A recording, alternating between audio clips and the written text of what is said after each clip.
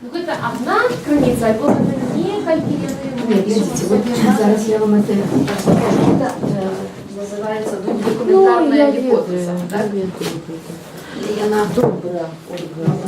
Починаєш ти зарядку, зараз я тобі...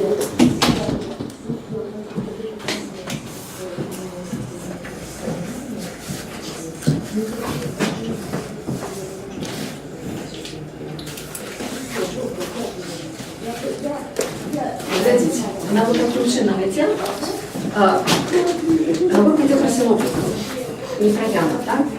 Матвій і Лука мають супольний матеріал, який супадає з Марком. Матвій і Лука мають супольний матеріал, який не супадає з Марком. Вот той вот супольный материал Матвея и Луки, який не супадает с Марком, вот это вот ключ, вот это коле. Вот это вот, это то, что это материалу в этого досить много. Ну и плюс зрозуміло, что у Матвея есть Матвей и у Луки есть Лука. Значит, это вот у Матвея и у Луки у кожного 3 криницы. 2 криницы супольные.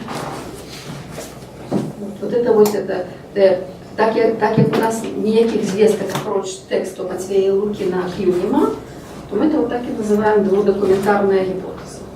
2 документи, які перед собою першопочатково Матвея і Лука не супадаються.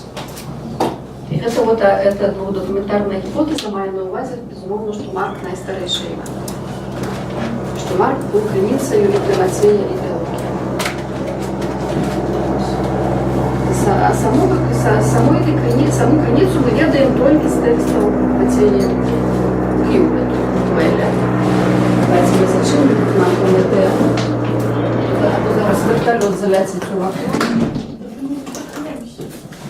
Мама вот так решила. Вот так решила. И тут можно так решить. О, значит, все добро. В работе и вертолет не залетит. Совсем добре. І от як ми з вами казали, 97% Марка є у інших трохи євангельських. Марк фактично 97%. Марк фактично весь розпочав. Ну, а коли цей документ, скажем, уявіть собі, що його не існувало. То есть это время я для коллекции не уявляю, что Q документ был, умовно названный Q, то нам тут вельми тяжко потлумачить подобенство поміж Євангелієм Матвея і Луки. Якби один такий логічний варіант тлумачення – це те, що справді у них була супольна криниця, якої не було у Марка. Значить, коли її не було у Марка, то худшее за все вона возникла після Марка. Значить, це що Марк, вот, це найстарейшая из усіх криниц, і другая по старожитності Q. И плюс здесь свой материал у Матвея и Луки. А я переорганизовываю материал. У Яна свои криницы, свой материал, у Яна Марка та сама криниця. Но эти 3 Евангелия это синоптические. Гэта 3 синоптичные Матвей, Марк и Лука, тому що яны глядять разом. У одной В одним керунком. Яны глядять з однолікового поглядження на життя Ісуса. А Ян глядить з іншим. Хоча Ян, як ми з вами вже казали, Ян слухає Марка вельми уважливо. Ян часом віддає, що Ян найлепший. Зрозумів, що Марк є новий. Матвей і Лука беруть Марка ні в якій вигляді не от з філософського і богословського пункту гледження. Вони беруть Марка з пункту гледження аподиту. Тобто Марку є криниця, з якої можна довідати, якби історична криниця, отак помовити, так? Що, в якій послідовності, як відбувалося з Ісусом, де він ходив, що говорив, кого оцеляв, з ким зустрічався і т.д. Тобто Марк потрапляє у Матвієву Луку як сюжет, як історична оповідь.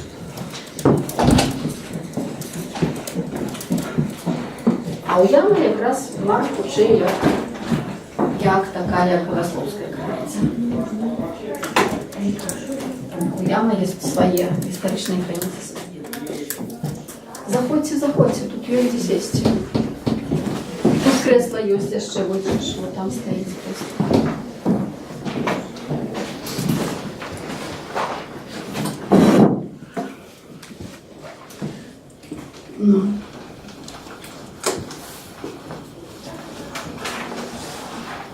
Так само ви бачите, що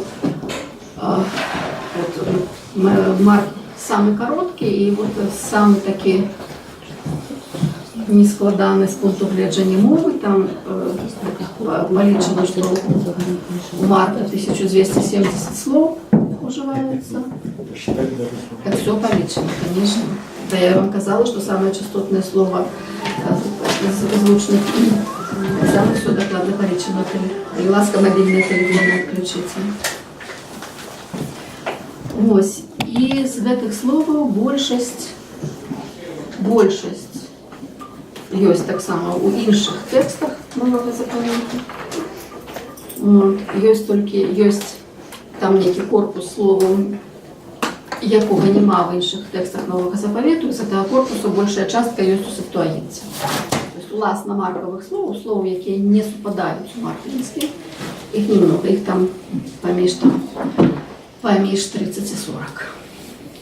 Тобто, вельми мала кількість, власне, маркових слов. Ну і ми так само з вами вже казали, що це вельми много наводило людей на виснову, що Марка просто є бідна мова.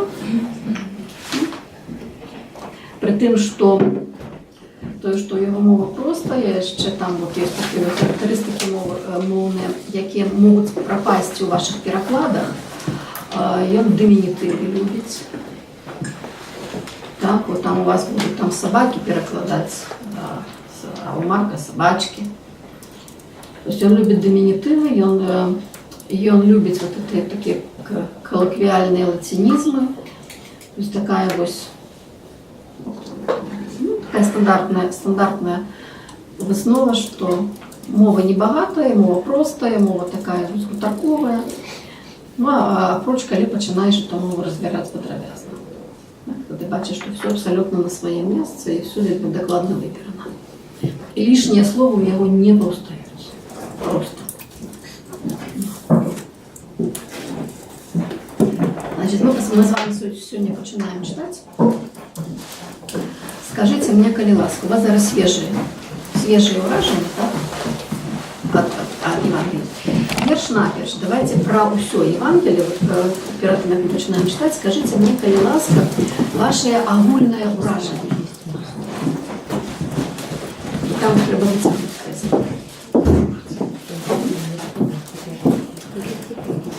Скажите мне, коли ласка, ваше огульное уражение. Зараз это нам будет вельми важно поговорить. Вот с уликом ці без уліку того, про що ми з вами казали. Скажем, як вам просто ці змогли ви його прочитати еуристично? Такий текст. Що вас там здивило, уразило, збентежило, узрадувало, сподобалося, не сподобалося, роздражняло і так далі. Є такі які-небудь речі? Це було б вельми цікаво, як ви могли про це що-небудь сказати. Убористый текст. Такой убористый, такой. Что значит убористый? Такой насыщенный вельми. И безумный, вельми такой докладный. Ну вот скажите, вот читается легко и тяжко, худко и марудно, як идея для обоих? Не марудно. Легко. Да. И во второй раз с интересом, с большим интересом. Так, это вельми добрая заувага. Другий раз большим интересом. Третий раз еще большим. Вот это вельми важная особливость Евангелия. Потому что, сапраўды, детали слова настолько докладные, что вы их при першым прочитании звичайно пропускаете. Бо вам, читачу, треба тримати концентрацію постійно. Постоянно. Просто вот не спускать, не расслабляться, не на водные мнения. Как только вы расслабились, мимо на полі. Так? Є речі, які ось перший раз я, наприклад, не зауважала. Десь на другі. Так. Шмат таких було деталей. Раптом я би не читала його. Мне здається, що це вельми докладно. Так само, що кожен раз ви будете читати як перший раз. Кожне прочитання, скажімо, я про себе можу сказати то саме. Пройшовши про Марка кілька разів, кожен раз читаєш як перший раз. Потому что захватываешь, что с его... Это есть особливость его, потому что он как бы изложение написал. Он излагал інший текст. То есть, як по легенді, то, що йому казав Петр. Ён ніводнага тэксту якраз не выкладае, ён сам ёсць тэкст. Ён сам першы тэкст для ўсіх Евангелий. Но одно дело, когда вы пишете свой текст от души и следуете за своими мыслями, а совсем по-іншому текст выглядает, когда вы пишете изложение. Когда вам кто-то что-то рассказал, а потом, после послушавшего, вы его записали. Там у Марка ритмичная текст такой, который «а я пошел», и он сказал, и он позвал. Он вельми спрощенный, и там, когда читаешь его, сенс теряется, а потом по второму разу доходит сенс того, что он так, сказал. але гэта не таму, што ён пераказвае чыесьці слова, это таму, што ён так арганізаваў свой тэкст. Ну, сучна рэч. Гэта, безумоўна, у яго абсалютна свядомы стылёвы прыём. То есть, як вот паспрабуйце трымаць канцэнтрацыю, калі у вас ідзе вот это, як вы гаворыце, гэта аднолькавы рытм увесь час. То есть, это аднолькавы рытм вас вельмі хутка закалыхавае, і канцэнтрацыя паляцела. 4 раздела прочел и спать. Так. І паглядзіце, это дакладна вот тое, што я вам казала, што ўражанне такое, што Марк хоча, каб тэкст дайшоў толькі да вельмі малой колькасці чытачоў. Ну, вы забыли, как вы писали изложение. Я писал изложение «Войны и мира» и... Ой, не, гэта не тое, што Марк зусім. Марк не пераказвае нічых чужых гісторый. Так? Значит, калі мы прымаем нават неправераную, недаказаную легенду по тое, што Марк піша паводле гісторыі, які распавядае Пётр, ён арганізуе, зноў-такі ён бярэ гэтыя гісторыі, таксама як Мацвей і Лука бяруць гісторыі Марка. Мацвей і Лука робяць з гэтымі гісторыямі іншую. У Мацвея і у Лукі іншы погляд, іншы пагляд на Ісуса, іншая, па сутнасці, іншая карціна свету паўстае. Іншае багаслоўе ў кожным Евангеліі. Іх увогуле вельмі цікава параўноўваць, што мы можам, што ў нас паўстае на тых Евангеліях, хто ёсць гэта цэнтральны персанаж. Он вельмі па-рознаму паўстае і ў Мацвея, і ў Лукі, і ў Марка, і ў Яна. І яны выкарыстоўваюць тое, што напісаў Марк, пераарганізоўваючы, як бы надаючы гэтаму іншыя фокусы, іншыя пражэктары. Тое самае робіць Марк. Калі у Марка была некая крыніца, то тое, як з гэтай крыніцай абышоўся, вот мы бачым вынік, што Марк арганізоўвае свой тэкст свядома, дакладна, так, як ён хоча яго арганізаваць, а не так, як яму было штосьці кімсьці навязана. Конечно, это все таксама даказаць будзе вельмі цяжка, але мы паспрабуем проста з вами гэта чытаць. Яшчэ якія-небудзь ёсць вот такія вот уражанні пра Евангелие? Значит, калі ласка. У меня уражение не текстуальное, а змястоўнае. Я не ведаю, як у іншых Евангелиях, на жаль, але я звярнула увагу, што Ісус паказаны эмацыйна вельмі. То бок яго эмоцыі расказваюцца. Так, Ісус эмацыйны.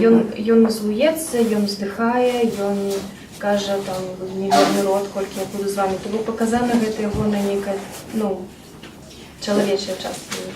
У яго вот так, негатыўных эмоцый у основу. Раздражнення, раззлавання, так. Гэта ёсць. І гэта таксама той момант, які у большасці прападае у Мацвея і у Лукі, і той момант, які прападае у некаторых копіях. Может быть, я так само искусное свідчення, что Марк мог быть побач и все бачить. Ні. Може бути. Гэта може бути. Це вот то, що ми казали минулий раз, що то, так як він пише, от ті деталі, які він дає, можуть належати альбо свідку, альбо тому, хто со слова свідки говорить. Тобто тому, хто вельми близько був до події. Калі, безумовно, не улічить, що це просто таленавітий оповідальник. Что так само магчыма. То есть якби мы не можем доказать, что Марк сведка, альбо Марк писал за Петром, хто був сведка. Мы не можем этого доказать. Потому что это просто может быть сапраўды гений самого Марка, и все. Это просто самостоятельно. Петр чистей за всех. Петр чистей за всех. Так. Ну, у Яна он так само чистей за всех. Ніхто не присутнічав, калі Бог розвивався, старым павеце, але шмат пра гэта пішу. Ну так. Что вы маете? Все присутничают.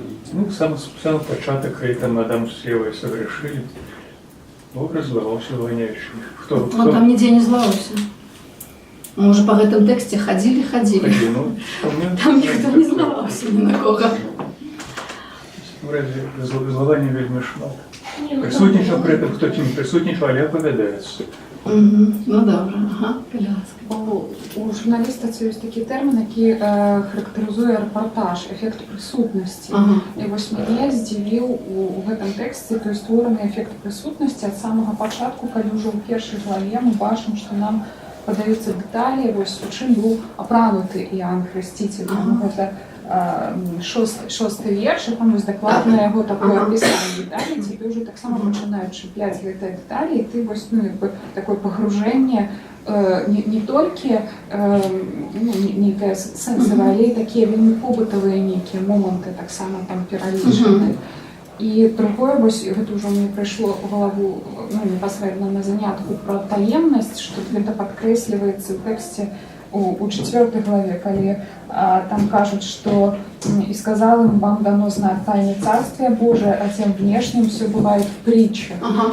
Ось, ну, і ти тут уже почуваєш себе однесеним до знешних, коли это, ну, Не обов'язково. Ці наоборот. Ці наоборот. Оно може бути і так, і так. Тому що це сапраўды, то його є святе, поділ. Так, паміж вонкавими і внутрішніми, і ви можете опинутися з любого боку этого поділу. Ви як читач або як слухач. Євангеліє, безумовно, вельми зручне для читання і слухання. Но знову таки, коли ви не заколихаєтеся ритмом. Тому що, от, слушно, як ви говорите, деталі всі, їх деталів мало, лишніх деталів нема. Все оповідається живо, і оповідь іде вельми хутко. Сам оповідь вельми хуткий. Кожен епізод компактний і яркий, сам по собі. От ми гэта так само будемо бачити. Всі епізоди компактні. Знову таки, як вони компонуються, от це вже зовсім інша історія. Що Марк вибудовує з цих особливих епізодів, це інша історія. Але коли ви пропускаєте все опроч самого сюжету, то знову таки, вот это сопроводует как журналистский репортаж, это вельми добрая идея. Сценарий фильма написан по Марку. Вот когда фильм снимали, все эти эпизоды были воспроизведены с точностью. Сам по себе, что еще может быть? Ага. Можна ще, ну, ось узгадали Іоанна Хрестителя, і, до речі, тут буде, ну, варто буде узгадати цю історію про Іоанна, мені здається. Минулим разом ми визначили частку, ось цю пізнішу вставку, яка нібито чужородна, в 16 розділі. Мені здається, що в плані, коли розглядати сюжет, ось сама ця історія про Іоанна, вона так само вибивається з інших історій. Тому що все Євангеліє про Ісуса, так чи інакше, повсюль менавіта історія Ісуса, що Він робив. Все зв'язано на Його, а ось тут, в 6 розділ, там з 16 по 29 гэты радок, гэта гісторыя іншая, гэта гісторыя пра Яна. Ну і даволі падрабязная, так само і драматычная, ну і сама па сабе скончаная, мне здаецца, такая цэласная. А пачатак самы там, дзе Ян узнікае, то якога вы згадывалі? Ну, узнікае на пачатку Евангелія. Вось, потым там трошки ён губляецца, і потым паўторна ў 6 раздзеле. Ну, вот он хотя бы повторяется, мы так само будем бачить, что он повторяется. Але вот Ну, паглядзіце. гэта тое, што мяне здзівілася, як бы, Ага. гэтай гісторыі. Яна мне здалася таксама трошкі ну, незалежнай, як бы. Можна, Ну, я думаю, там так сказать. яна не одна такая. Нам треба будзе з вами, вот яшчэ, от, я вас просила паглядзець, просто записать для себе вот такие гэты план Евангелия, да? Структуру Евангелия. И давайте мы вот удокладним, вот кто-нибудь зрабіў это? Зрабілі, так? Вот я бы что бы хотела, каб вы сабе што зрабілі, значит, ну, зрабілі гэты план Евангелия, про што ідзе гаворка, і паспрабавалі паглядзець, колькі там чаго. Вот колькі чаго, якія эпізоды, вот скажем, паглядзіце, вот мы зараз тут уже вот сказали, что у нас двойчы эпізоды з Яном. Так? У нас один Ян и другі Ян. Вот паглядзіце, нема яшчэ у нас таких рэчаў. Рыбы и хлеба. Кармленняў 2. Сляпых 2. Две 12-летние женщины. Две 12, да, ну, там просто одна история, яно там сандвич такий, так? Так, там 12-гадовая дзяўчынка і жанчына, яка 12 гадоў хварэе. Так, морские гісторыі, 2. Бачите, уже вымалёўваецца нейкі прынцып, правда? Вот этой парнасці гісторыі. Я бы вельмі хотела, каб вы эту парность для сябе заўважылі, просто записали. Вот докладно поглядели, что не просто вот что за чым ідзе, а колькі чаго. Вот сапраўды, вот пайшло першае кармленне, другое кармленне, так? Першы марскі эпізод, другі марскі эпізод. Першая 12-гадовая, другая 12-гадовая. Вот таким чынам. Гэта будзе вельмі добра, калі паглядзець, як яны арганізаваны. Калі, значит, вы звернеце увагу на гэтыя пары, паглядзіце, як далёка пара от пары. Вот тут про Яна мы уже сказали. Ян на самом початку, потом аж на 6 разделе, так? А 12-гадовые, яны в одном разделе, яны разом. Яны перебиваются коротким сюжетом. Паглядзіце, ці гэта вот, скажем, як што паміж кармленнями, чаму, і паспрабуйце падумаць, навошта, скажем, навошта гэта гісторыя 2, навошта кармленняў 2. Ці што-небудзь гэта дадае да сюжэту. Скажем, цалкам маглі бы абысціся, вот накарміў,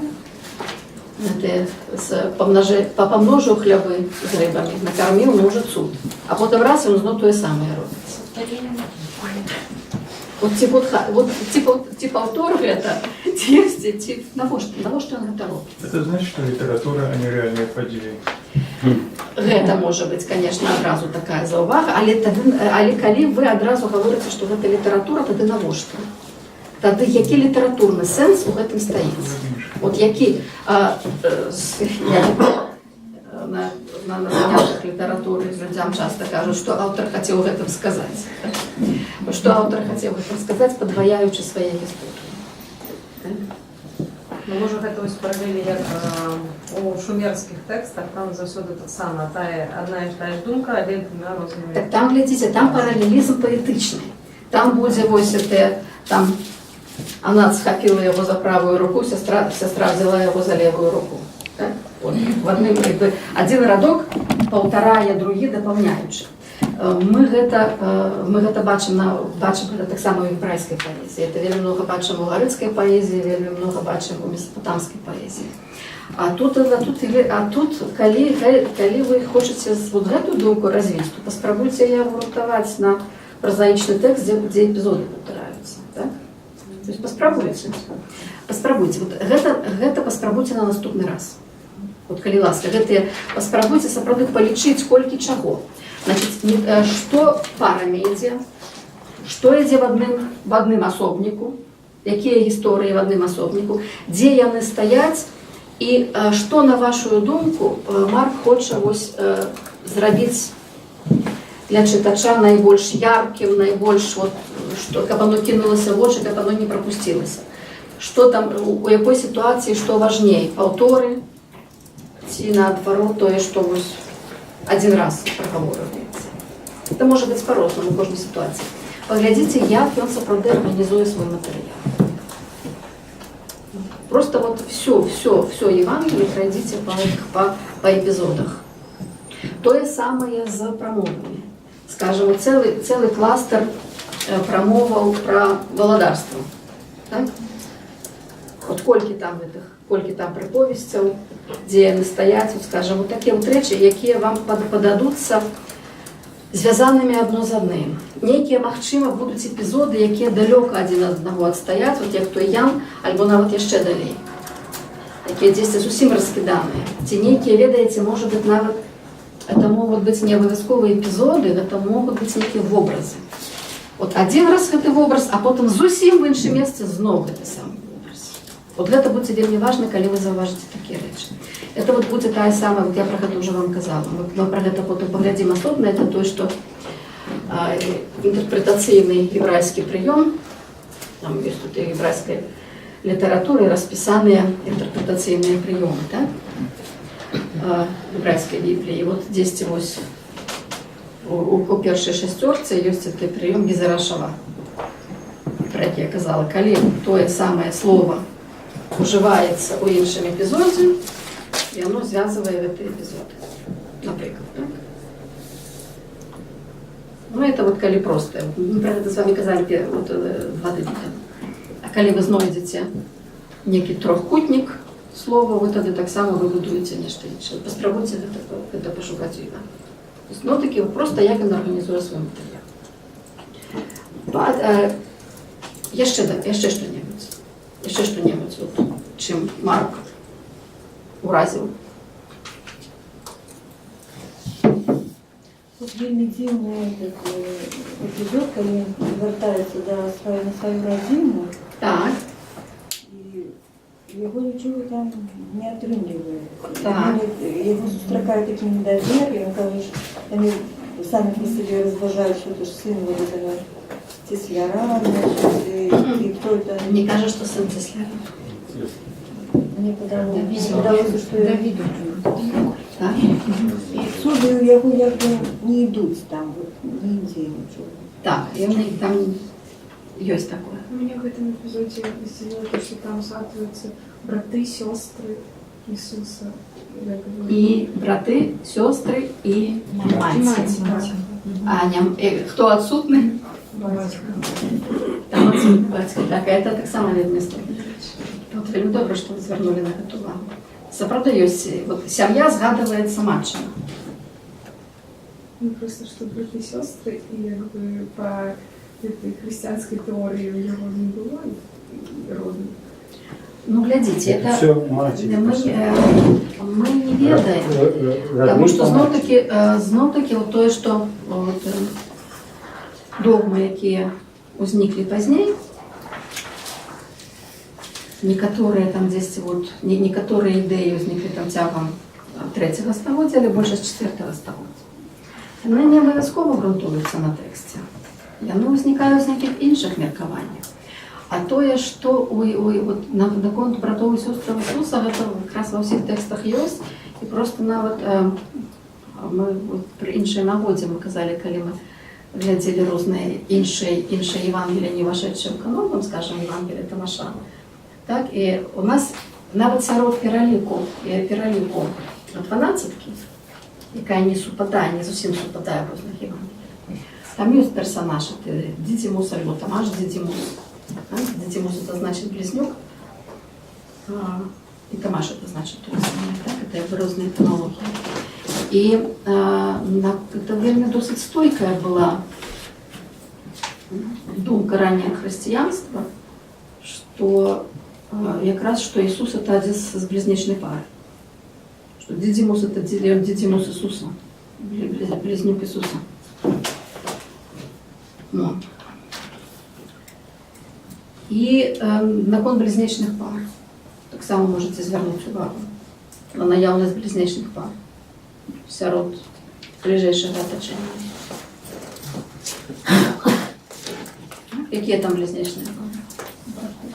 Браты, так? Там як мінімум дзве першыя. Саме першыя, каго Ісус да сябе набліжае, першыя, каго ён кліча, это дзве пары. Андрей, Симон, Андрей, Так. Жива Андрей. Так, Симон і Андрей, і другія Ми їх навіть згадували, те було написано. Так, Якуб і Ян, конечно. Это две пары братов. А на фонд свояцтва Ісуса ми у Євангелії Марка абсолютно нічого не маємо, почву того, що ви говорите, що його справді, на його народині познали, вот, що він з такої сім'ї. Сім'я, у якої там він син Марії, і братов, і сестру його не ведає, так? Мы будем так само глядеть, что там, что отбывається. А от коли ви говорите, просто вот поглядите таким ось огульним, таким великим поглядом на Євангеліє, з чого воно складається, скільки ви сказали там основних часток. По чим і по якій прикметі можна їх визначити. Там буде різний настрой и разные эмоции в этих частках. Вот самое простое, давайте, географично, где отбываются потери? Капіналіум, якщо я ж не знаю, що Капернаум, где он находится, Капернаум? Галилея. Галилея, это вот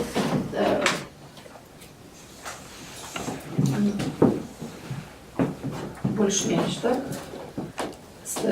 У старожитном часе это об'єднані, а потім роз'єднані монархії. Ізраїль і Юдея. Так? У Юдеї Єрусалим. І речка Йордан проходить. А у Ісусовому часі це Галілея і Юдея. Значит, где отбываются подеи?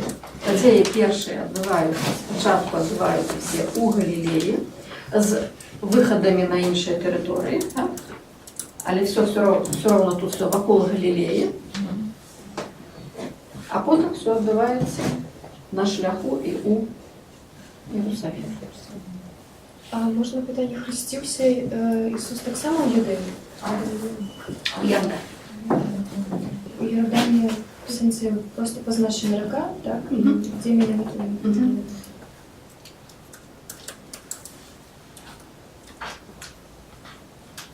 Це так само добре питання.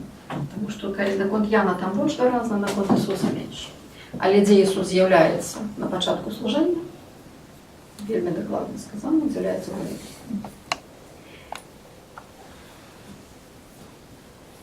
Ну, може навіть полова тексту. У Галилеї полова по дорозі в Єрусалим і в Єрусалим. Тобто Євангеліє поділяється на галилейські і єрусалимські частки. От я кажу, вельми різний настрой. Може, ви зауважили. Чи не звернули увагу. Чим уроку відрізняється галилейська полова, як вони читаються, як вони сприймаються, галилейська від Єрусалимська. Де більше негативних емоцій, от, на які ми звернули увагу? В Иерусалиме. У Єрусалимі. Вот довольний настрой. І там Там хапає всього, так? Але галилейський настрой це вчення, це оцелення, це цуди, це натовпи, які до його бігуть. А єрусалимський настрой це згущення теми.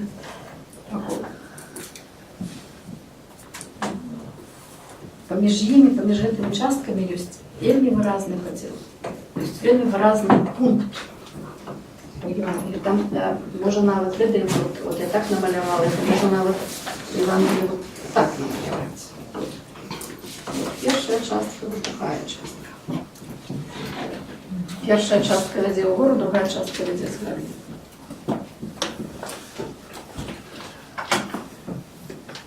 Більш за то, от коли ми зараз докладно скажемо,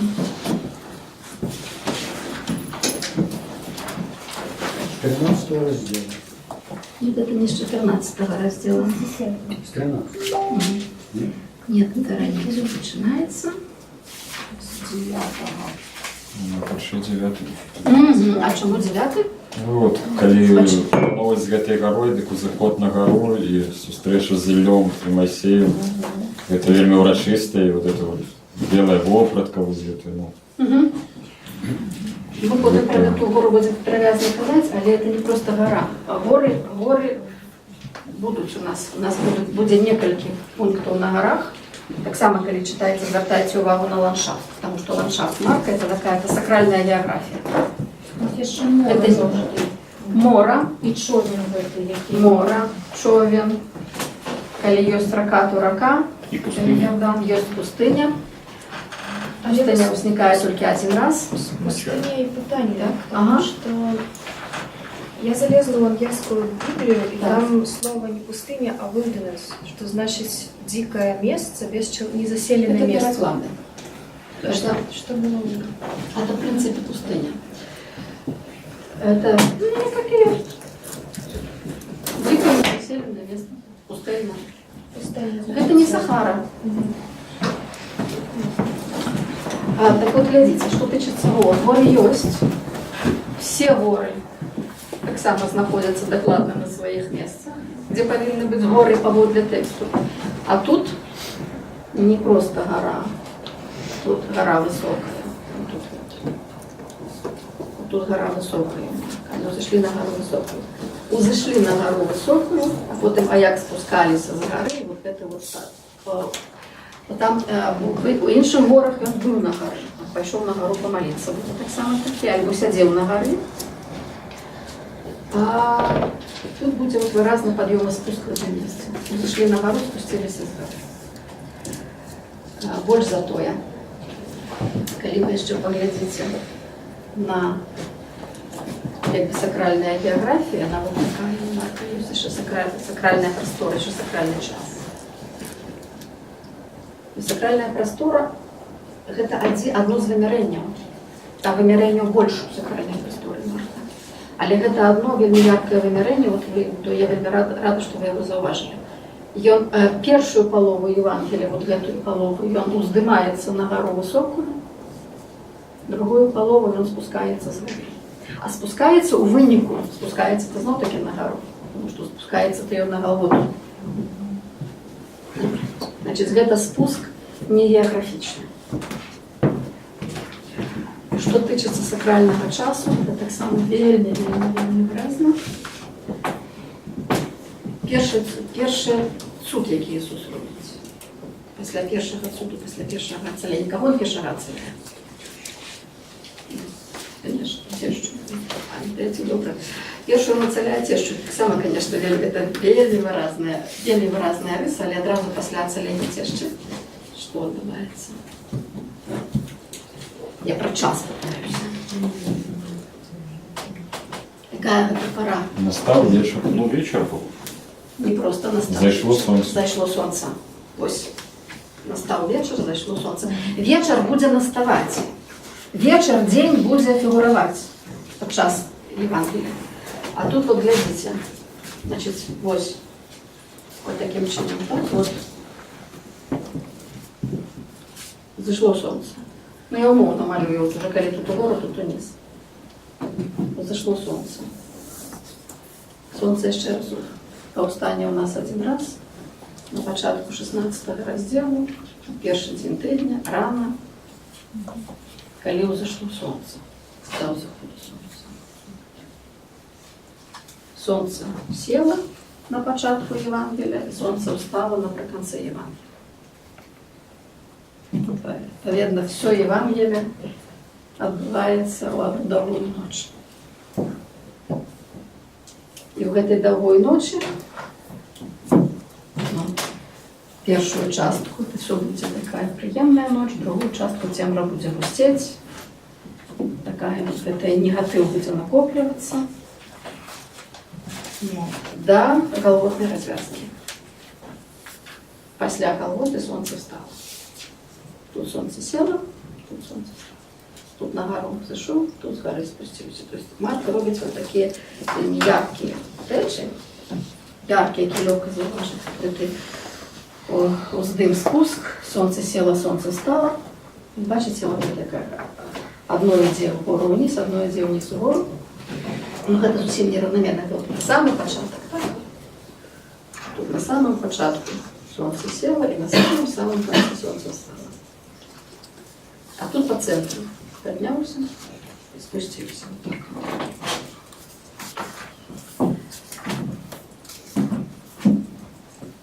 Звяртайце увагу, калі будете читать, на час, на простору, на место, на назвы, на імёны, на все.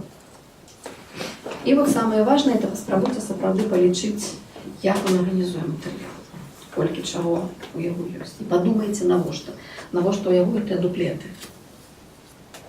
І чаму іншыя эпізоды без дуплетаў. Ну, скажем, вот бачыце, без дуплету вот раз на гэты эпізод, так? Але ён таксама ў сваю структуру Евангелія уваходзіць. Ён вельмі шчыльна уплецены. Вот гэты вот эпізод, вот мы яго ўжо згадалі, там, дзе белае адзенне, але там галоўнае, што адбываецца на гары. Як бы такі вот самы такі вот магутны момант, апроч Ілля, Майсей, там голас Бога. А дзе мы голас Бога яшчэ чуем? На пачатку. На пачатку чуем голас Бога, мы тут чуем голас Бога. А дзе мы яшчэ чуем голас? Дзе Бога на крыжы? На крыжы там крышку іншая сітуацыя, але вы глядзіце. Тут Бог паўстае, тут Бог, а там сотник, центурион, якого вы не знайшли в своем перекладе, сотник, каже, этот человек был Сыном Божьим. Так?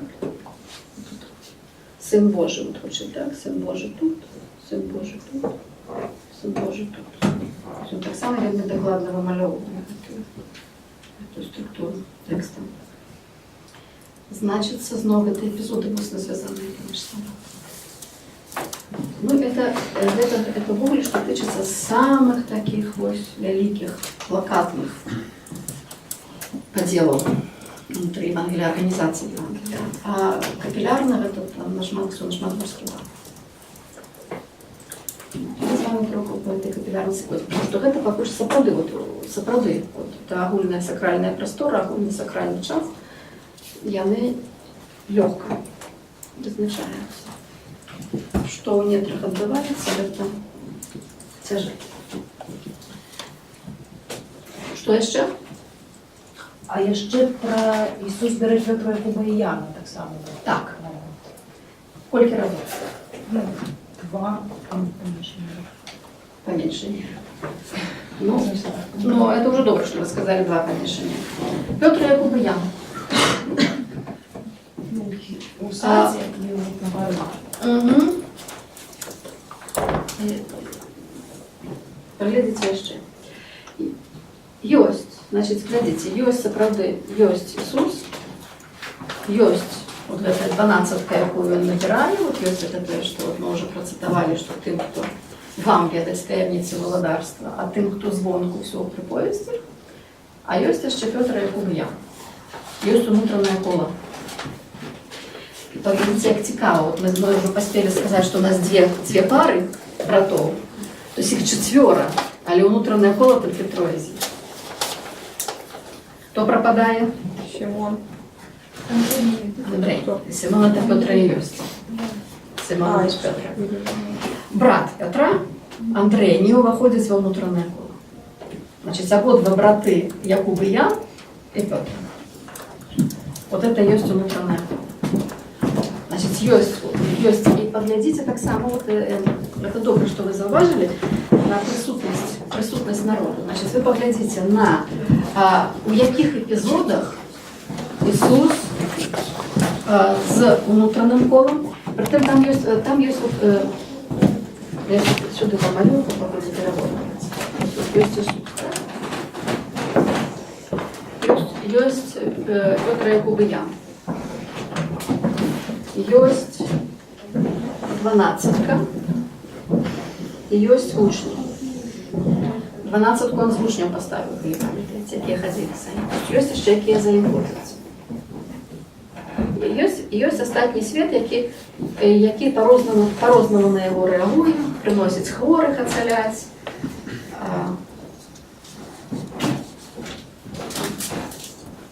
Діти баяцца штосьці, так, штосьці там таксама мяркуе пра яго. Ёсць вот гэтыя канцэнтрычныя колы прысутнасці. Што яшчэ? Значит, таксама вот паглядзіце, у якіх эпізодах, скажем, вот это вам будзе важна паглядзець, калі прыняць пад увагу, што чым больш таемная вестка, тым меншай колькасці людзей яна гаворыцца, чым больш важны эпізод, тым меншая колькасць людзей прысутная, значит, паглядзець вот па гэтых канцэнтрычных колах. Што адбываецца з 3, што адбываецца з 12, што адбываецца з вучнямі, што адбываецца просто на шырокім прасторы, так, сярод іншых людзей. Значит, это таксама важна. Тут вы адразу пабачыце, на што таксама варта рэакцыя. Яшчэ што?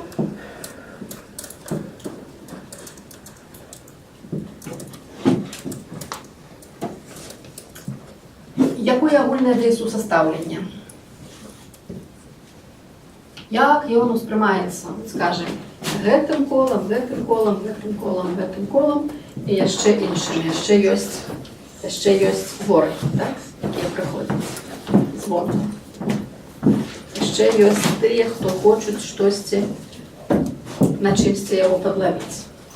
Яшчэ такія персонажы ёсць, вот ніводнага разу яшчэ не сказалі. Так?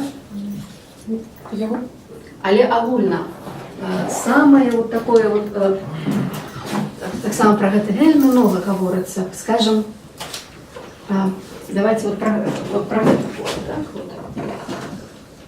Пра гэта поле. Вучні. Як вучні успрымаюць Ісуса? Яны яго баяцца. Яны яго баяцца адзін момант. Яны яго баяцца, можна так сказаць, але сказана, што яны яго баяцца на дарозе в Иерусалим. Яны ішлі ззаду, бо баяліся. Але яны весь час чагосьці баяцца, так? Яны яго баяцца. А чаму яны яго баяцца? Там сказали частину яго, а яны не разумеюць і за гэтага баяцца.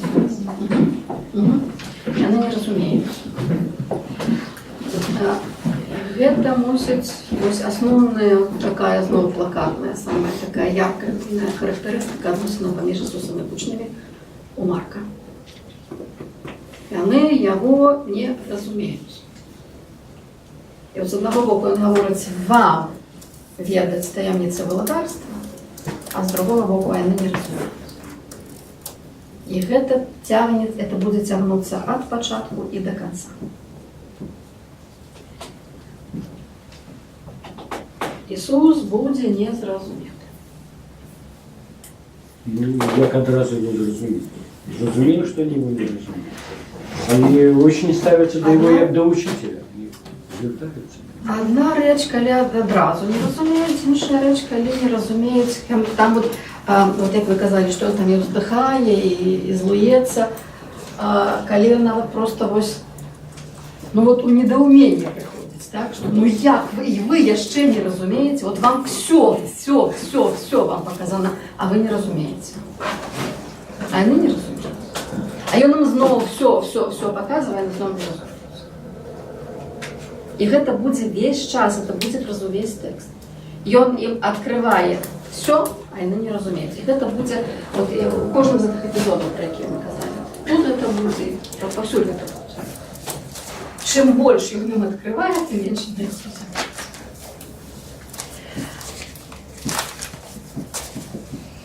А яшчэ апроч гэтых кола, унутранага кола вучняў, і паўстае іншае кола пасля гэтага моманту, пасля Галготы, калі сонца встала. Там жанчыны ўзнікаюць, так? Якіх не было праз усю гісторыю, якія раптам аказалася, што яны весь час былі. І гэта таксама цікава, гэта таксама зверніце увагу, што там робяць гэтыя жанчыны, чым яны адрозніваюцца ад гэтых унутраных колаў усіх. Ну, сканчаецца тым, што яны зноў баяліся. Сканчаецца тым самым. Баяліся Бога. Баяліся Бога, але Чаму не пайшлі вучні? Пытанне. Чаму ніхто от з гэтых вось двух бліжэйшых канцэнтрычных колаў не пайшоў не пайшоў туды, куды пайшлі жанчыны? Чаму там бяруцца жанчыны? Это значыць, паглядзіце вот на гэты разварот, які адбываецца вот у гэтым пункце. Калі ўстала сонца, так? Зверніце на гэта. Што яшчэ? Там есть момент, что Иисус приймається широким колом за некого іншого чоловіка, ті, хто за Ілью, ті, хто за Яна Хрестителя. Добре. То есть там вот он ассоциируется с Ильем, ассоциируется с Яном. Ну, Ян это персонаж. Евангелие Ілля не, але Ілля буде. Потім, коли на той самій гори там Ілля з Мойсеєм повстають, так? Это важные персонажи. И там еще будут іншие персонажи повставать неназванными. Там еще будут некие персонажи повставать с інших традиций. Але гэта таксама важна хутчэй для Марка. Значит, что по сутнасці, что все персонажи названыя, з якімі Ісус асацыюецца, все неким чынам зноў-такі высвятляюць вот ягоную місію, ягоны шлях. Ён праходзіць шлях Мойсея, ён праходзіць шлях Іллі, ён праходзіць з Яном, ідзе паралельна, мы зараз з вами паглядзім, але не толькі іх. Это вот то, что еще тычется того, что я сказала, это гипертекст.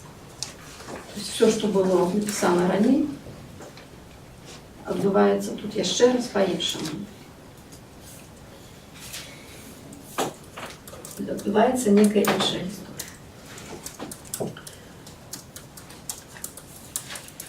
Потом поглядите так само, вот когда будете глядеть на эпизоды, вот что, скажем, у тым самым рэчы, што Ісус паказвае, расказвае вынік неразумення. Там па-іншаму расказвае вынік неразумення. Ён штосьці абяцае, і яно спраўджаецца неяк зусім па-іншаму. Таму што тут, по-моему, уже у лятучым універсітэце уже все засвоілі эту мою фразу, якую я вынесла з Евангелия Марка. Формула. Все справдится, але все не так. Гэта такі просто, может быть, алгоритм адносін Ісуса со светом. Справдится все. Справдится вот это лику из этой речи. Все справдится, але все не так.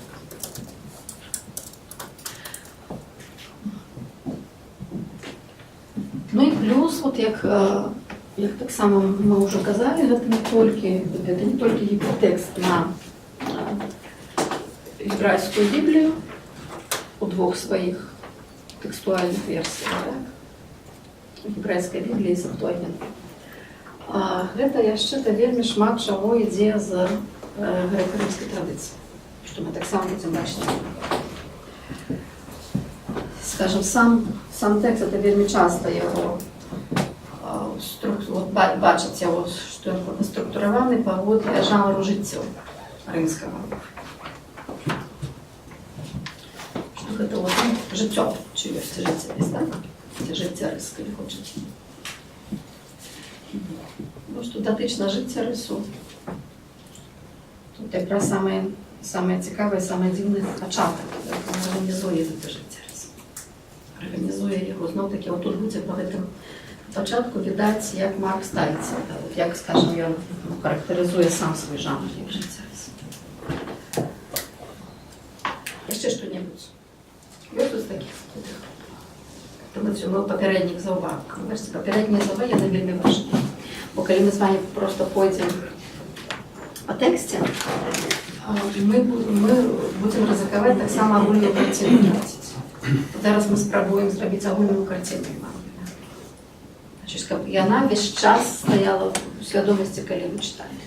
Весь час. Што гэта вельмі цельны, вельмі прадуманы тэкст, дзе все ідзе на некую одну мэту. галоўная мэта, безумоўна, гэта Ісус.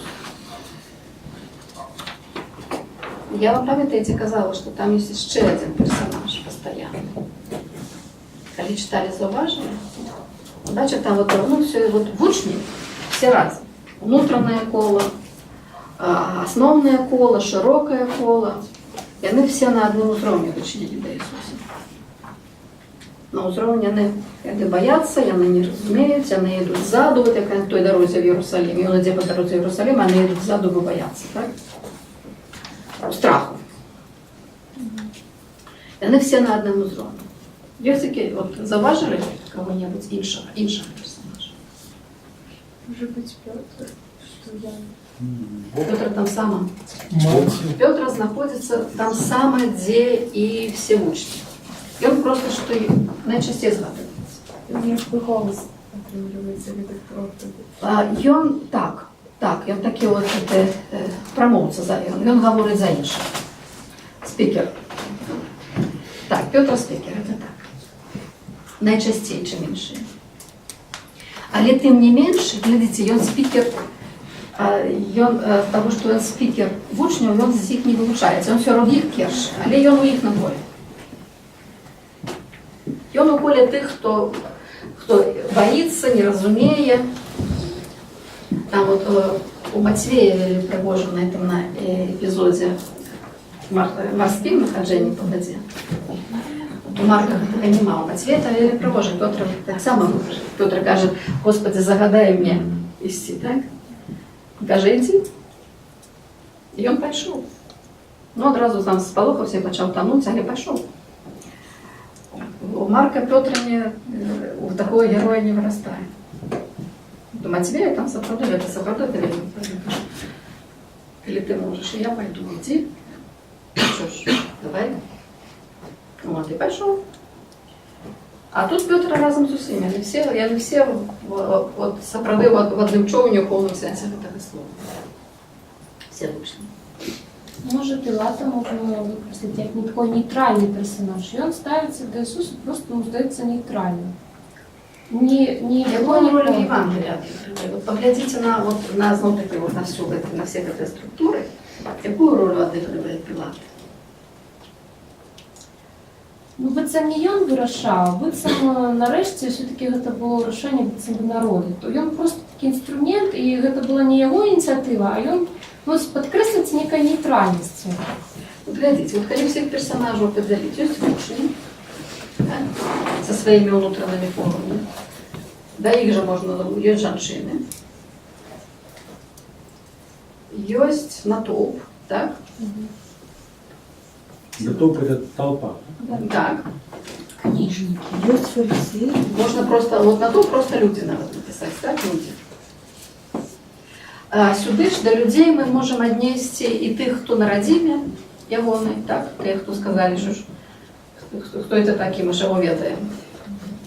Що це тут нам розказує, коли ми його ведаємо добре. Але це сюди. Які йдуть, несуть йому хворих, які питання задають, які там щось перевіряють, довіряють, не довіряють, це все. Вот.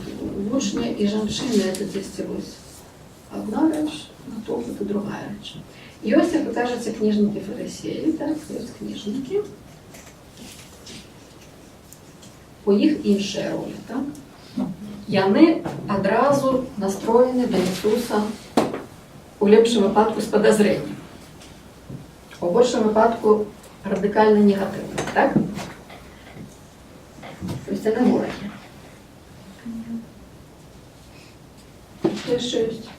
А еще есть всякие демоны нечисти. Так, есть, так. Их абсолютно нельзя скидать с рахунку, это так само персонажи. Есть нечистые духи, они не демоны, да? Есть нечистые духи. Вот глядите, вот вы знаете, что-нибудь, что я чему-то шкатулку перевернуть конфет и кручу все на одне. Значит, есть трьох парадків людей. Які з їм, які з гонком, які супротивом. Все. Три категорії людей. Пілат куди належить? Нікуди. Зло. Не, ну держава супротиву. Держава супротиву. Пілат все ж таки виконує свою роль у проживанні. Але Пілат сюди належить. А есть, вот видите, то есть есть вот три категории людей, а далее есть нечистые духи. Чим відрізняються нечисті духи в дочиненні до Ісуса від людей? Вони ведали, Ось. Яны ведаюць, хто. Значит, гэта вельмі важна, потому что гэта адразу штосьці нам вельмі сур'ёзнае гаворыць пра Ісуса. Яго не разумеюць людзі, і яго і ведаюць, хто ён такі, нячыстыя духи. Значит, некий, бачите, это уже некий інший план бытия. Это постоянные персонажи. Но есть Иоанн Креститель, который тоже знает, кто он, и вместе с ним. Иоанн Хреститель по особу стоит. Так. Иоанн Хреститель не доводит этой категории, не належит. И он не ведает, кто Иисус, и он ведает, что Иисус придет. Он ведает, что иди за мной больше за меня. Так? Вот это и ведает. У самой, якую, вот, скажем, сюжетную роль отыгрывает? Вот глядите, вот як ви зауважили, що вот это вот у Трохиранской Литовской Иоанн Креститель, какая там история рассказывается? Отсушение голода. Про смерть Иоанна Хрестителя. А у першого, коли Ісус починає? Кричит его глаза. Але коли Ісус починає служення? Коли Ян помер. Коли Ян помер, Ян сошел, Ісус прийшов. І та історія, яка я потім розказується, вона вже про смерть Яна. Така ретроспекція всередині оповіду, так? Ян, значить, так само з гэтага робимо основу. Ян не ідзе разом з Ісусом. Ян помер, Ісус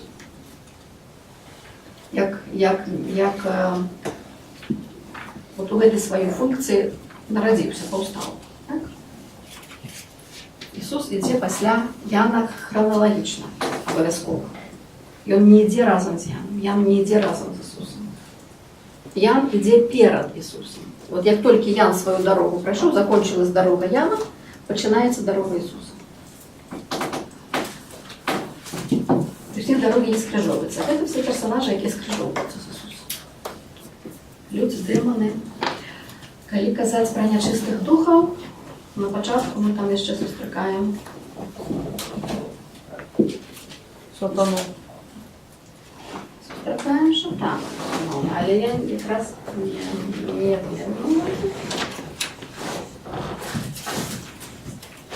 калі дух цягне Ісуса у пустэльню пасля хросту, хто там з'явіўся? Анёл. Ага, там яшчэ анёл. Там яшчэ а Ядурскі, знайдзіце, там вельмі цікавая вся. И был с зверами, и ангелы служили ему. Там, бачите, ён быў са звярамі, і яму служили анёлы. Там таксама вбудоўваецца гэта іерархія. Анёлы потым не ўзнікаюць. Анёлаў больш не будзе на аповедзе. Анёлы толькі там. А нячыстых духаў будзе пойма. Яны будуць весь час. На гэтай дарозе, калі сонца села. Так, у гэтай вялікай ночы Евангелія. Анёлаў не будзе, анёлы знотыкі толькі перад пачаткам. Анёлы там вот у той гісторыі, якая вельмі блізкая гісторыя Яна. І ёсць шатан.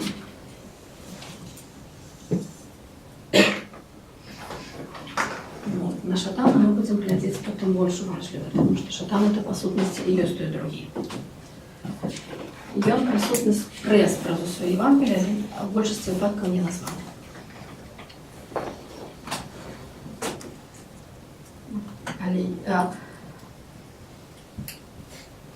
Там вельми можна присутній тут. Називається на виконфіку. І його неприсутність наростає на спуску в Єрусалимській частці. Але возникає на самому початку.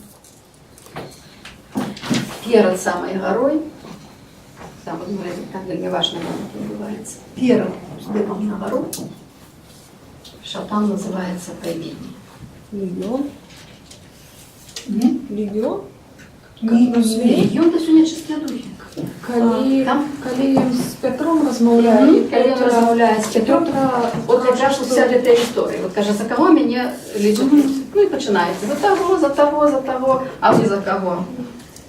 І Петр йому каже Христос, і на це раптом нечекана реакція. Так? Коли це реакція на це? Тому що там Ісус говорить вельми дивну фразу, каже, іди за мною, шатані. Ну, потім це з вами буде глядати. Переклади вельми люблять, так як знову таки фраза дивна, як і шмат, що у Марка, перекладчики, все це не якось переінтерпретовують. І в перекладах ви отримаєте «Отойди від мене». Внимай, «Отойди від мене», а «Іди за мною». От того моменту «Іди за мною» – це перед горою. І шатан далі йде за ним. Він йде за ним далі весь час. Ні на крок не відстаючи. І внутрішня спречка поміж ними відбувається. Не внутрішня спречка, внутрішнє висвітлення. От, особливо на високій горі. Там є виразне, і це розставлення всіх на місцях. Скажите, а это очень говорит только у Марка, эта фраза «иди за мной», больше нема такого. Нет. Глядите. Вот. Так что вот это то, что тычется наших персонажей.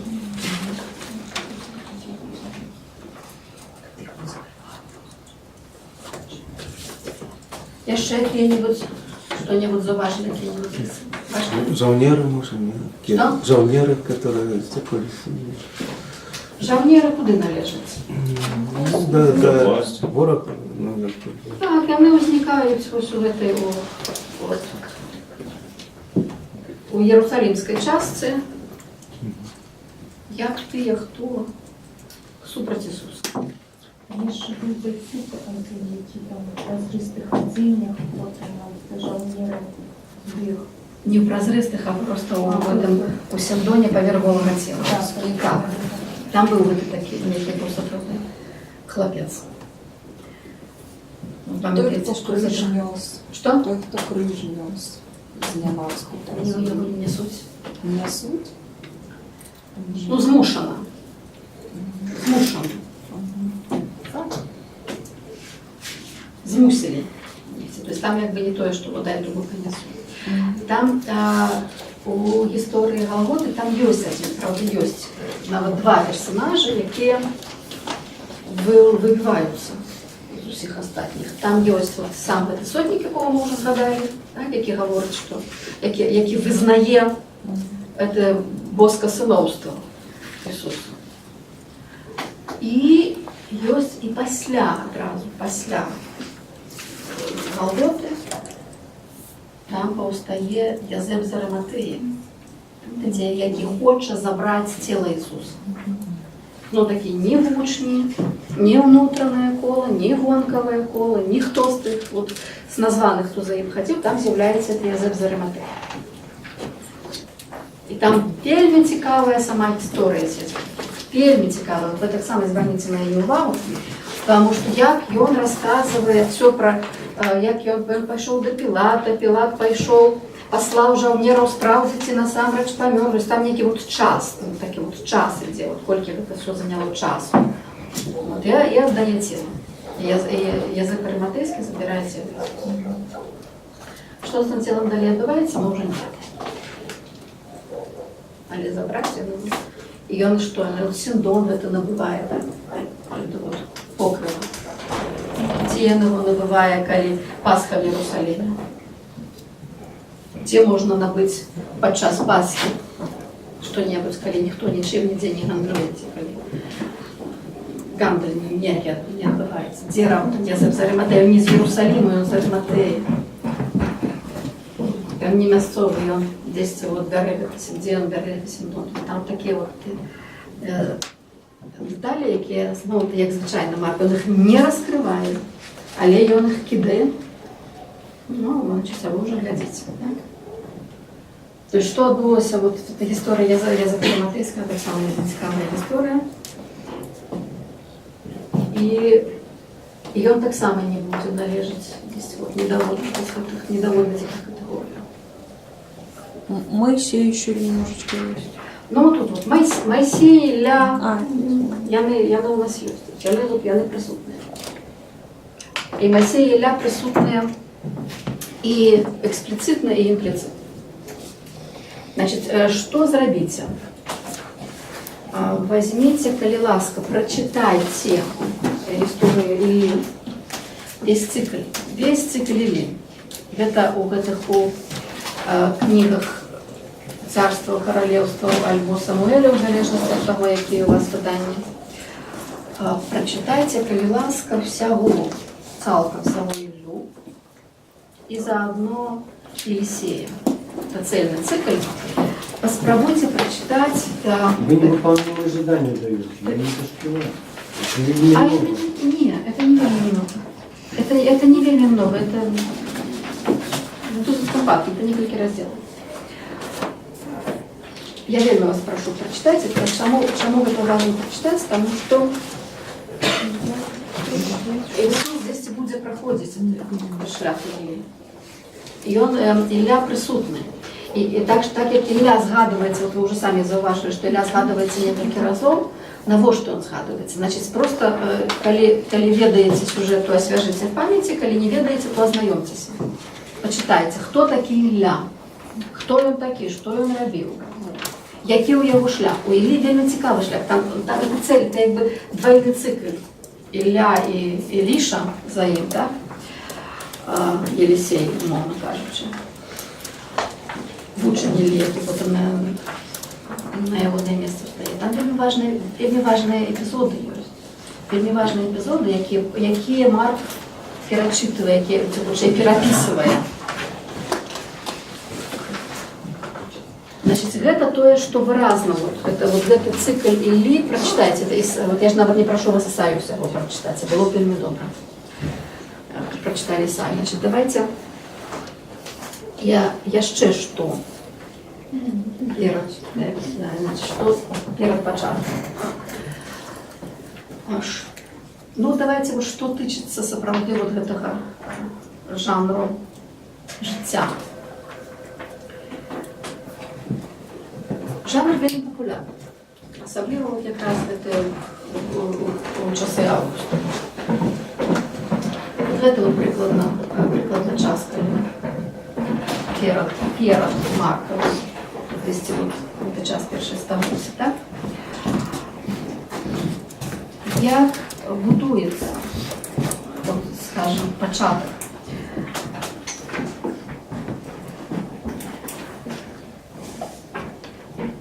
Что вам треба ведаць? Значит, дзеля жыцці пішуцца звычайна жыцці выдатных людзей. Кшталту такое просто вот написать про себя любимых, как тебе, скажем, як люди у Фейсбуку тебе пишут, таких жыццёў немало. Так? Жыцці это про некого выбітнага персонажа. Задача жыцця, их, правда, много может быть задач, але одна из основных задач это уславить этого человека, и причем уславить его для нашчадкаў, вот как память захавалася, значит, ён вот такі славный персонаж, ён рабіў нейкія славныя дзеянні. І звычайна пачатак жыцця выставляе адразу, хто это такі. Значит, на пачатку чытач мусіць бачыць, што гэта сапраўды вельмі варты герой, што гэтага героя трэба даследаваць, вывучаць і памятаць. Дзеля чаго расказваецца пра ягонае паходжанне, абавязкова ягоную адукацыю і ягоны альбо нададзеную, альбо набытую славу. Нададзеная слава у тым выпадку, калі ён альбо вельмі слаўнага роду, альбо калі яму там хто-небудзь зверху іерархіі гэтую славу даў. Там, напрыклад, ён атрымаў там такія рэгаліі з рук такога імператора, напрыклад, так? То есть адразу, што вось ён уганараваны. Это вот два варианта з одного боку. Это все нададзеная слава. Другі варыянт набытая слава. Значит, калі ён сваімі высілкамі, сваімі намаганнямі вот стаў такім велізарным героем. Вот глядзіце, што робяць Мацвей і Лука. Яны расказваюць пра паходжанне Ісуса. Яны расказваюць пра дзяцінства Ісуса. Яны і Мацвей, і Лука, вот тут вот так само вот іхныя матэрыялы, вот, бачыце, мы сюды вернемся. Это хутчэй вот у гэтыя матэрыялы, вот, гэты Мацвей і гэты Лука, абодва расказваюць біяграфію Ісуса. Не, прабачце, генеалогію Ісуса. Для жыцця гэта надзвычай важна. Значит, надзвычай важна паказаць, якога гэты вот персонаж, пра якога мы будзем гаварыць, наш герой, якога ён слаўнага роду. І што расказвае Мацвей, што расказвае Лука. Мацвей выводзіць яго ад Давіда, то есть ён паказвае, там колькі родаў прайшло. Так? Давідавага роду. Лука выводзіць яго ад Бога. Там это два розныя типы генеалогіі. Гэта генеалогія Мацвея, генеалогія семіцкага типу, Лукі генеалогія грэка-рымскага типу. Генеалогія семіцкага типу гэта генеалогія таго, это ягоныя нашчадкі. Значит, вот сыходжанне ад старэйшых пакаленняў да малодшых. Грэка-рымскі тип это пошук каранёў, это узыход, так? Это значит вот ад того, про кого ідзе гаворка, і в глыбіню часу. Дакладна такім чынам яны это арганізоўваюць, і абодва выводзяць Ісуса вось у нешта вельмі славнае. А Лука, памятаеце, ён расказвае, у Мацвей гаворыць, той нарадзіў таго, той нарадзіў таго, той нарадзіў таго, той нарадзіў таго. Ён пералічае, хто каго нарадзіў. Ажно пакуль не нарадзіўся Ісус. Ісус вот это канечны пункт этой генеалогіі. А Лука гаворыць, ён сын таго, сын таго, сын таго, сын таго, сын таго. Значит, мы ідзем туды далей да бацькоў. І завяршае тым, што ён Божы. Прабачце, не ад Давіда, а ад Адама. Ад Адама. То есть ён вядзе вот гэтую Адамавую лінію, там просто там гаворыць, колькі там дзеляць на 14 родаў. Один этап, 14 родов, другий этап, 14 родов, третий этап. Ён праводзіць Ісусавы радавод праз усю гісторыю абранага народу, праз усю гісторыю стварэння і збаўлення. Лука напрост выводзіць яго больш-менш па тых самых персонажаў, але да Бога. Потому что там у яго уже не Адам, галоўны персонаж, а там у яго ідзе Божий. Так? Ён таго Богавы. І гэтым завяршаецца.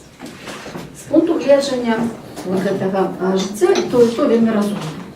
Вы адразу паказваеце, дзе вы сітуатызуеце вашага героя, пра якога вы будете распавядаць.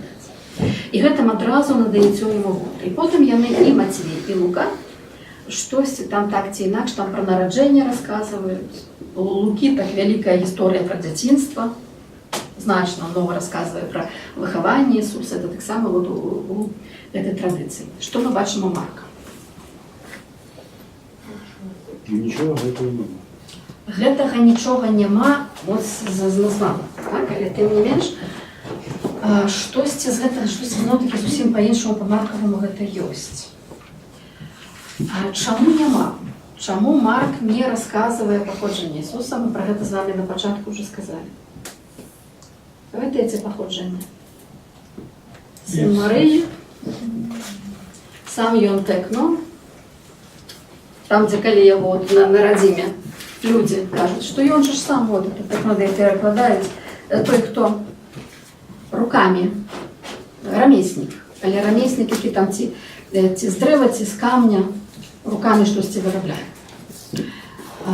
Ёсць нават рымскі пералік таких гэтых паважных і непаважных прафесій. Вот это з самых непаважных. Наука такая, прафесія непаважная. Ну, пры гэтым паходжанне ў яго адкуль галілейскае. Зноў такі там. Значит, все, Марк гаворыць пра паходжанне не на пачатку, а дзесьці там далей мы знойдзем адкуль Ісус. І все гэта будзе якраз таки не да вялікага гонару. Ён не будзе ані ад Адама, ані ад Бога, так, ані ад вялікага імператора. А ён дзесьці ось таким чынам.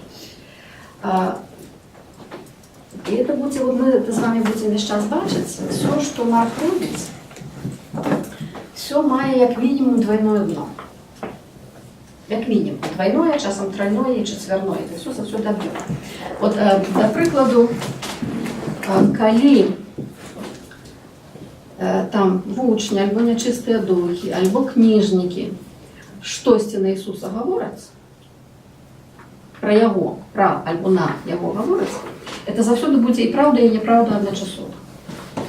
Это заўсёды будзе, яны штосьці скажуць здзеклівае, маўляў, што ты там у сябе такім выставляеш, і паводле тэксту ён гэта не выставляе, але паводле тэксту ён гэта ёсць.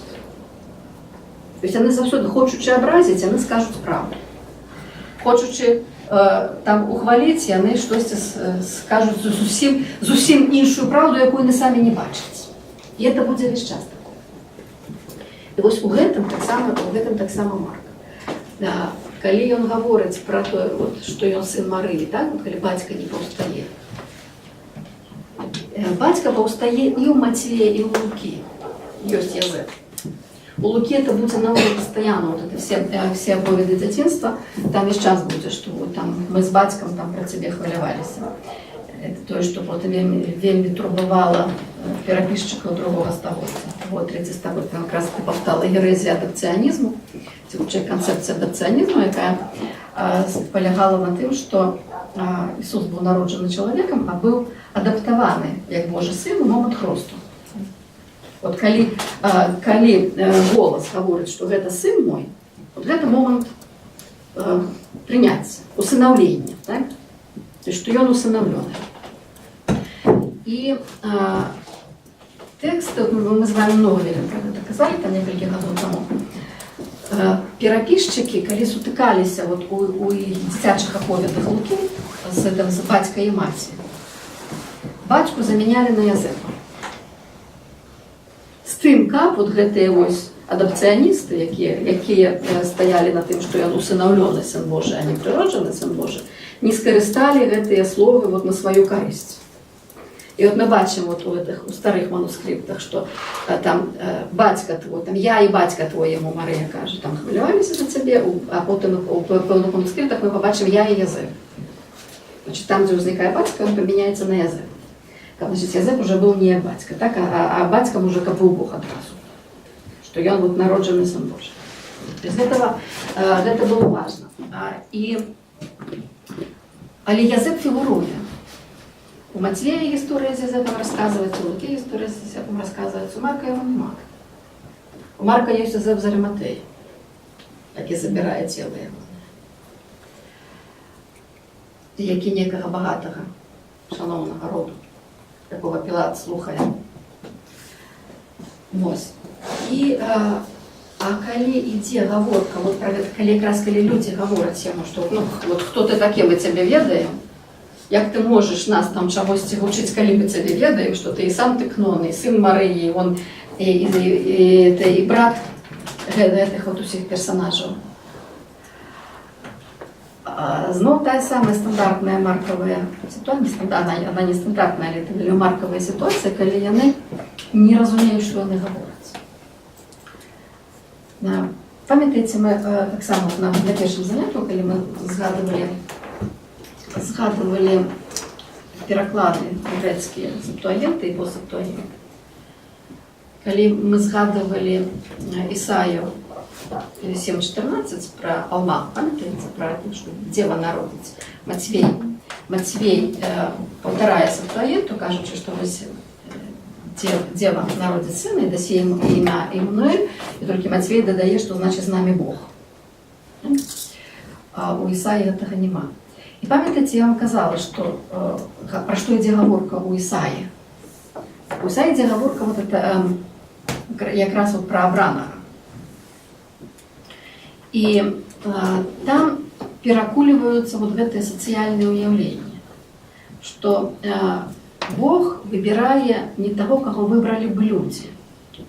Вот там же протяг этих слов про народжених сина. Камінь, одринутий будівниками, стався нарожним камнем. Пам'ятаєте це слово? Так, вони так само такі от у пам'яті друзі. Гэта и народить Алма, народить вот эта незамужняя женщина, молодая незамужняя женщина, народить. И он будет там потом у Исаи, это великая нам разборка идет вот про это, про як он и чтобы он такого невыразного выгляду, и он и битый, и он приниженный. И это шмат про это где-то. Вот он как раз вот той, кто вот самый низкий, вот он самый неправильный, он самый не такий. Вот менавіта он робится это наружным камнем. Менавіта на им выбудовывается избавление. Вот штосьці вот на эту тему пише Марк. Вот коли яны ему говорят, что ты вот гэтага вось нейкага такого походжання, так вот такого походження. Але ж якраз яго адмаўляе аднойчы.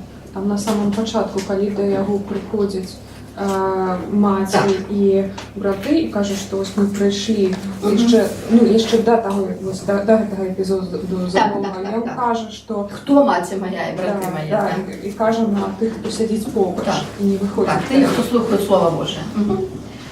І гэта пра тое самае. Вот гэта пра тое самае. Гэта вот пра гэта, скажем, чалавечую абранасць і боскую абранасць. І яна праходзіць у єврейській Біблії досить часто. У Ісаї гэта вельмі канцэнтравана. Але згадайце, скажем, нават тых самых кнігу роду, калі раз за разом абіраецца малодшы брат. Калі не старэйшы, які мусіў бы быць, які менавіта спадчыннік, это старэйшы сын. Але менавіта малодшы сын робіцца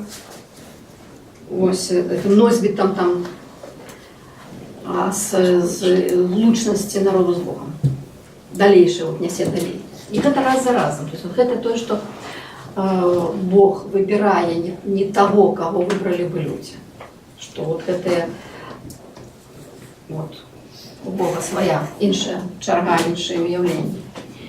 І у Марка дзесьці вот это так само праходзіць. Якраз там, дзе яны на яго гавораць, яно ніяк не каментуецца, але яно адразу рэхам ідзе на тое, што адкідаецца людзямі, тое якраз абранае Богам. І вот глядзіце, якраз вот у гэтай, значыць, з гэтай прычыны Марк не называе паходжанне Ісуса на пачатку, каб адразу аб'явіць, хто ён такі. Але ён з самага пачатку выставляе ў сваю іерархію славы Ісусавай. Яна таксама будзе праз усю Евангелію. Паглядзіце, як ён адразу называе пачатак, добравесця, Евангелія, Ісуса, памазаніка. Так? Ён адразу дае яму эту тытул.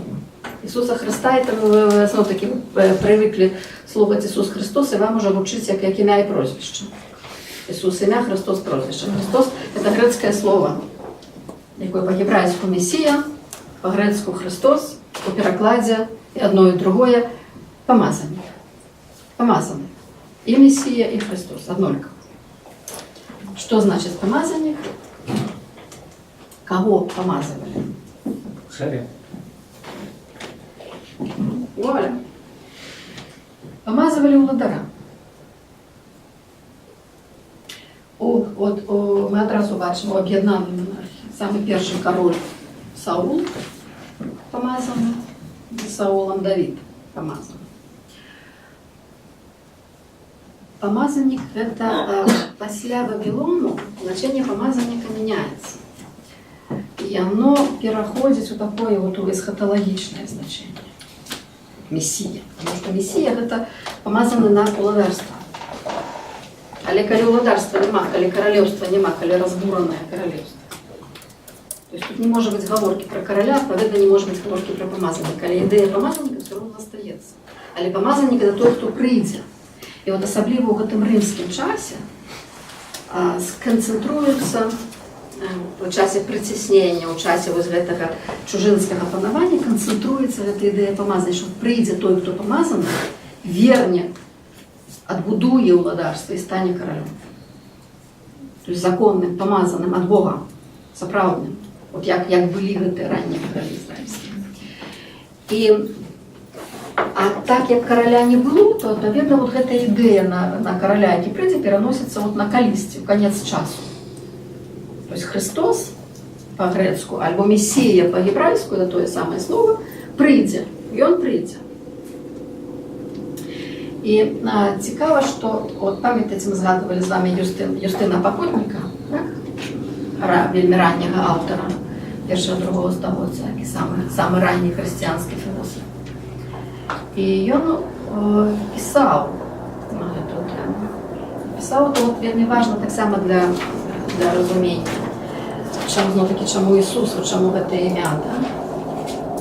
І він писав, що ми чекаємо, бо логічно було б чекати з роду Юдового Месію. Із Юдового роду Месія, якби от у юдаїзму так догатулі чекається. Догатулі Месія там мусить бути роду Юди. І Юстин каже, що ми чекаємо не Юду, а Ісуса. А Ісус це, ну, Ісус це адаптація Єшуа. Ми чекаємо не Юду, а Ісуса, який вивів наш народ з Єгипту. Не просто чим, скажем, Ісус відрізняється від Мойсея, да? Тут Мойсей у нас стоїть, тут, бачите? А за Мойсеем у нас ще стоїть Ісус Навин. На то саме ім'я. І він так само присутний у Євангелії Марка. Мойсей вывел народ, провел по пустыне и довел до обетованной земли. А обетованную землю увел Иисус. То есть Иисус был от самого початку. Иисус наступник Моисея, да? Иисус это той, кто узначалил Израиль как народ после Моисея. Ладно, мы можем... Давайте мы зараз это прочитаем, потому что как мы до этой вертации не будем, потому что это очень важно нам поглядеть.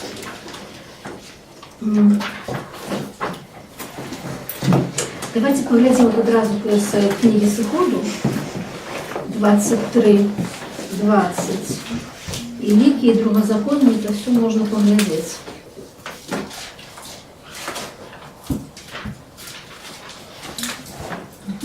23-20 и далее. Исход. Вот я посылаю пред тобою ангела хранить тебя на пути и вести тебя в то место, которое я приготовлю. Это одразу что вам нагадано? Познали слово? Початок. Это початок. Але, коли ви будете читати про цей початок, вам на эту спасилку ніхто спасилки не дасть. Вам спасилку дадуть на Малахію і на Ісаю. А тут у нас, бачите, воно просто спасилка на Сиход. На Ісуса. На Ісуса. От ми наступний раз ми будемо з вами про це говорити. Тому що у нас початок добровестия Ісуса. І далі ми читаємо про Ісуса. І далі, коли ласка. Далі. Веди себя пред лицом Его и слушай гласа Его. Так. Не упорствуй против Него, потому что Он не простит греха вашего, ибо имя Мое в Нем. Если ты будешь слушать гласа Его и исполнять все, что скажу, то врагом буду врагов твоих, противником противников твоих. Это Пойдет пред тобой ангел мой и поведет тебя к Амареям, Хиттеям, Перезеям, Хананьянам, Евеям и Евусеям, и истреблю их. Да не поклоняйся богам их, и не служи им, и не подражай делам их, но сокруши их и разрушь столбы. Ага, нет, просто такого. Давайте jeszcze wtedy z kniги Ликов 24:17 про одну книжку. И Другозаконие 18:15. Давайте мы зараз хутенько включим. Вижу его, но ныне еще нет. Зрю его, но не близко. Восходит звезда от Иакова, и восстает жезл от Израиля, и разит князей Моава, и сокрушает всех сынов Сифа. Какое что-то такое, и давайте за это Другозаконие 17. Пророка из среды тебя, из братьев твоих, как меня воздвигнет тебе Господь, Бог твой, его слушайте. Вот глядите, это все то, что будет, на что опирается Марк у своей першей фразе. Так? Значить, і він говорить, от глядите, хто у його початок Євангелія Ісуса. Ну, про початок Євангелія ми теж особливо поговоримо, але зараз просто про те, що тичиться життя. Само ім'я Ісус несе величезну нагрузку. Ісуса помазанника одразу. Далі іде, на кого опирається, хто такий це Ісус. Одразу оговорка іде вихід на Писанні, як написано, значить, його неким чином перевести в Писанні, і далі іде асоціація з Богом. Тобто найсаме, ви поглядите, що тичиться авторитету Ісуса, це не батька, не слава, яку йому там хтось вручив імператор, а це Писання і Бог, які надають йому славу. Але про гэта, бачите, так ось, ён не рассказывае гэты сюжет, ён гаворыць гэта вот зноў у свой гэты спосаб. І потым гэта будзе працягвацца. Наступны аўтарытэт, на якога напіраецца, гэта Ян. Дзеля чаго зноў-такі яшчэ расказваецца гісторыя Яна на пачатку. Расказваецца, наколькі Ян быў важны, наколькі Ян быў яркі персонаж. Ян гэта той, хто...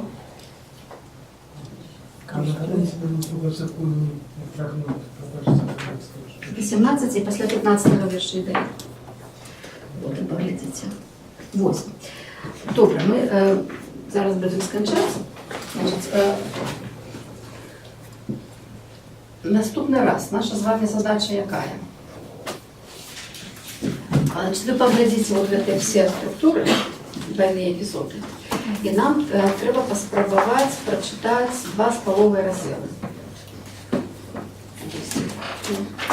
Идеально, как мы уже вот 2,5 зробили. Перші 2,5? Так, перші. Ми на їх затормозимо, тому що я не знаю, таке будуть відомство дані, ми від виходки по їх не проскочиш. Ну там далі буде, от, можливо, буде худший рух. Значить, ми просто от з вами почнемо читати, ви спробуйте, значить, вот это головная ваша задача, великая задача, это все Євангелие. Поглядіть, як воно організовано, що з чим зв'язано, які епізоди дублюються, які повторяються, які в одиночні стоять, де образи ті самі повстають. Це ви вельми хутко по гэтым пройдемося на початку, і потім ми почнемо читати. Значить, прочитайте, ми все одно, вот, більше 2,5 розділів ми ніяк не зробимо, прочитайте їх акуратно, уважливо, спробуйте визначити, де скончається пролог, починається власне текст. І питання всі, які у вас є питання, всі одразу рихтуйте, задавайте, як ми тут.